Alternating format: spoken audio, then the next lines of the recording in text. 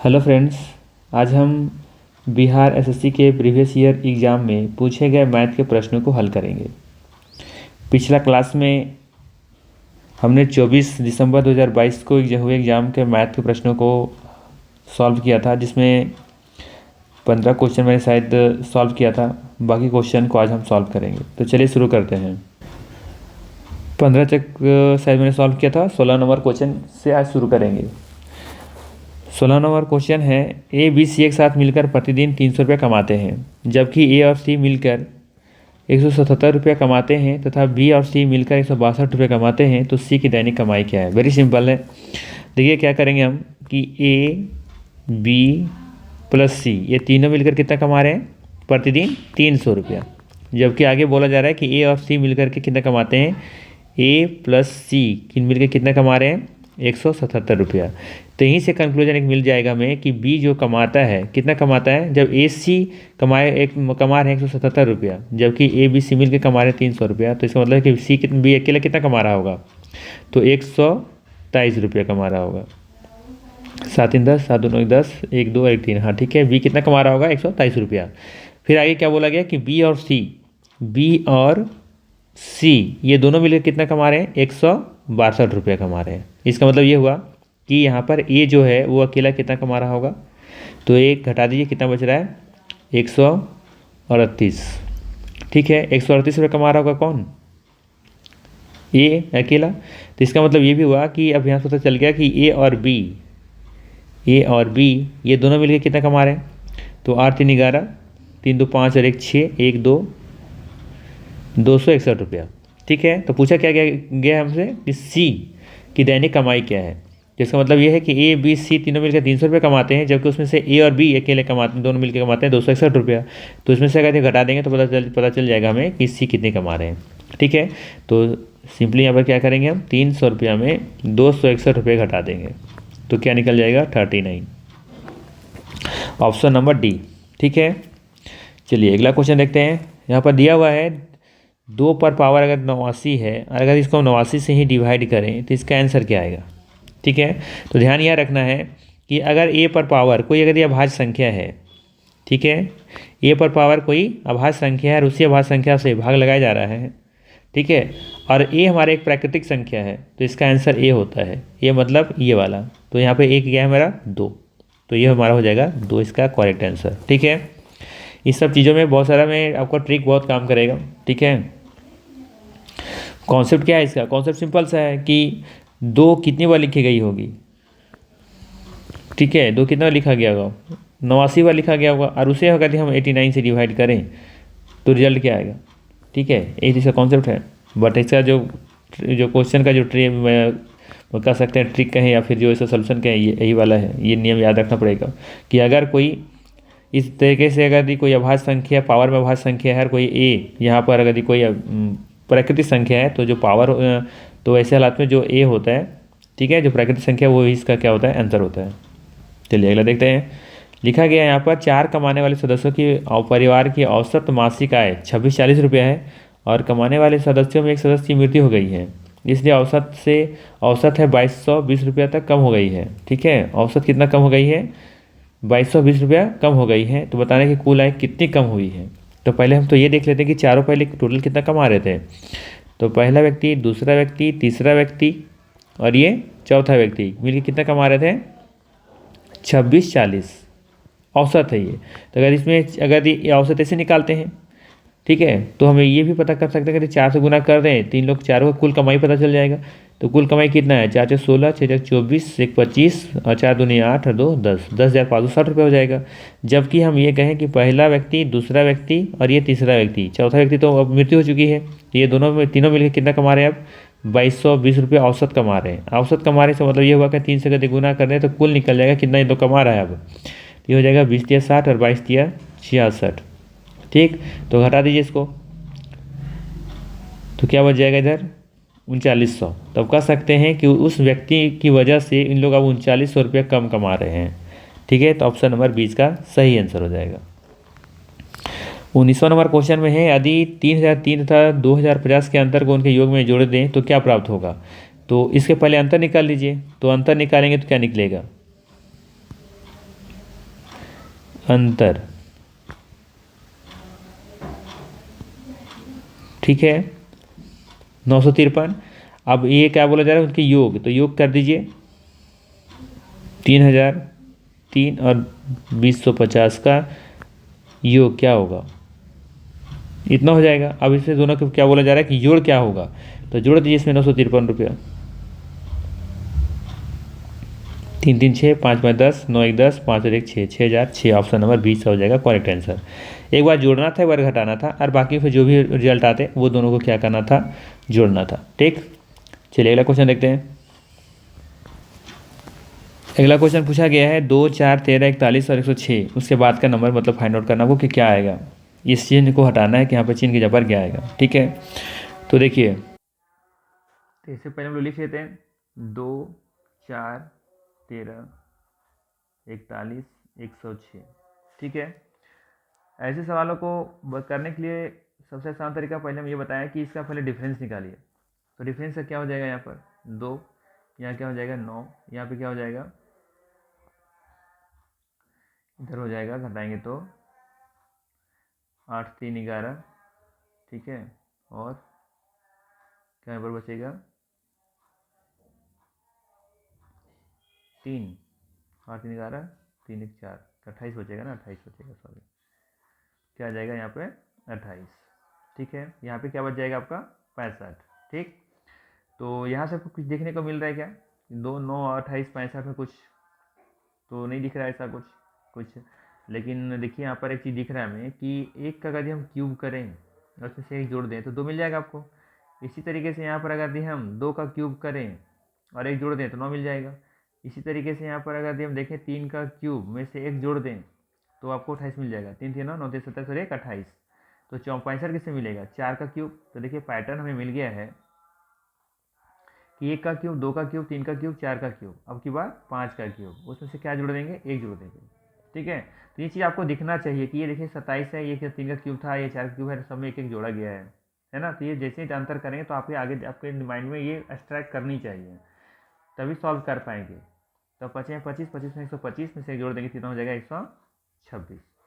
इसका मतलब है कि आपकी बार जो अंतर मिलेगा, इसका अंतर यानी कि यहाँ पर जो संख्या होगा ये दोनों का अंतर ये वाला होगा, तो ये दोनों को यदि हम क्या करेंगे जोड़ देंगे तो हमको ये वाला मिल जाएगा। तो जोड़ दीजिए 6 6 12 के 2 और 2 और 1 3, 1 और 1 2, 232 का हो जाएगा करेक्ट आंसर। ठीक, चलिए अगला क्वेश्चन देखते हैं। नेक्स्ट है, कौन सी संख्या 72 217 से घटाई जाए कि संख्या पूर्णतः 9 से विभाजित हो जाए। इसमें से मतलब ये पूछा जा रहा है कि क्या इसमें से घटाएं कि फिर उसमें पूरी तरह से विभाजित हो जाए, शेषफल 0 बचे। तो याद कीजिए, विभाज्यता के नियम में हमने बताया था कि 9 से विभाज्य फिर किसी संख्या से विभाज्य कर रहे हैं तो जिससे आप भाग लगाते हैं हमेशा उसका शेषफल उससे कम आएगा। तो 9 से हमेशा जो शेषफल आएगा वो क्या आएगा, कम आएगा। तो देखिए यहाँ पर सारा तो कम ही दिया हुआ है, तो इससे तो नहीं बना सकते, इससे कुछ भी ऑप्शन को हम काट नहीं सकते। तो क्या करेंगे फिर, नियम क्या है याद कीजिए, 7 और 2 9 और 7 और 2 9।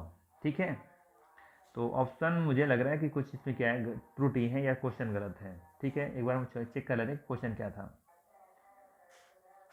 हाँ, यहाँ पे क्वेश्चन 77 था, 72 नहीं 77 है। ठीक है, ठीक है, टाइपिंग मिस्टेक है, तो यहाँ पे 77 हो जाएगा, 77 2 17 है। ठीक है, अब देखिए नियम क्या है पहले बता देते हैं। नियम इसका ये ना कि 7 + 7 + 2 + 1 + 7 सबको जोड़ना है। तो 7 दूनी 14 और 7 21, 21 और 2 23 और 1 24। अब 24 में 9 से डिवाइड करेंगे तो 9 तिया 27, 9 दूनी 18, 18 के बाद कितना बच जा रहा है, 6 बच जा रहा है। इसका मतलब इसका क्या हो जाएगा आंसर, 6 हो जाएगा। ठीक, आप डायरेक्टली भी कर सकते थे, ये 7 और 2 9 खत्म हो जाएगा। ठीक है, बचा क्या, 7 7 14 1 15। अब 15 में अगर हम 9 से डिवाइड करेंगे तो 9 एकम 9, क्या शेषफल बच रहा है आपके पास 6, तो 6 आंसर हो जाता है। ठीक है, चलिए अगला क्वेश्चन देखते हैं। लिखा है, तरुण ने एक टीवी अंकित मूल्य से 36% छूट पर खरीदा। अगर वह 40% की छूट पर खरीदता तो 800 रुपये का अधिक बचत होती। उसने टीवी का किस मूल्य पर खरीदा। ठीक है, तो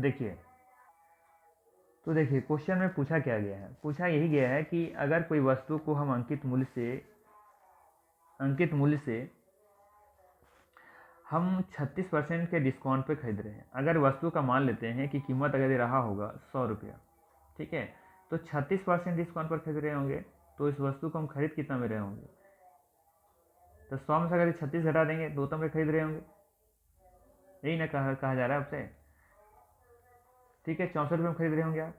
लेकिन अब ये कह रहा है कि उसी वस्तु को अगर हम 40% डिस्काउंट पर खरीदते, ठीक है, तो आप 40 रुपये लेस करके आने की आप कितना में खरीद रहे होते?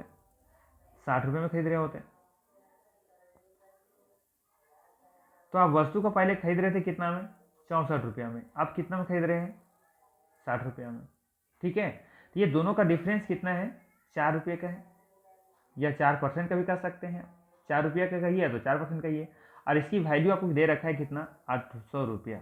ये 4% या 4 रुपये जो घटा है उसकी वैल्यू कितना है आपका? 800 रुपया, क्योंकि उसी की वजह से 800 रुपया आपको अधिक बचत हो रहा है।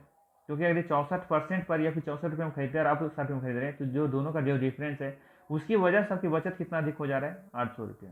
इसका मतलब है कि आपका ये 4% के बराबर है। तो अगर हम 100% निकालें तो उसका क्या निकल जाएगा? अंकित मूल्य निकल जाएगा। तो निकालेंगे तो कितना निकल जाएगा? ये 4 दूनी 8, यानी कि 20,000 रुपया। ठीक है, तो हम कह सकते हैं कि उस टीवी का जो अंकित मूल्य था वो 20,000 रुपया था। बट पूछा आपसे क्या है कि उसने टीवी किस मूल्य पर खरीदा है? तो 20,000 रुपये तो अंकित मूल्य था, तो खरीदा कितना में है? तो खरीदा 36% डिस्काउंट पर खरीदा था। इसका मतलब है कि वो खरीदा कितना में था एक्चुअली में? 70,474, 70,300, हाँ 74% पर खरीदा होगा। 36% डिस्काउंट है तो इसका मतलब खरीदा कितना में? 74% पर खरीदा होगा। इसका 74% निकाल दीजिए। 2 जीरो से 2 जीरो कट जाएगा, 4 दूनी 8 और 7 दूनी 14, 7 3 10 नहीं 64 पे खरीदा होगा ना, सॉरी 64% पर खरीदा होगा। तो 6 4 10 और 6 6 9, हाँ ठीक है 64%। तो ये 64% निकाल दीजिए यहाँ से।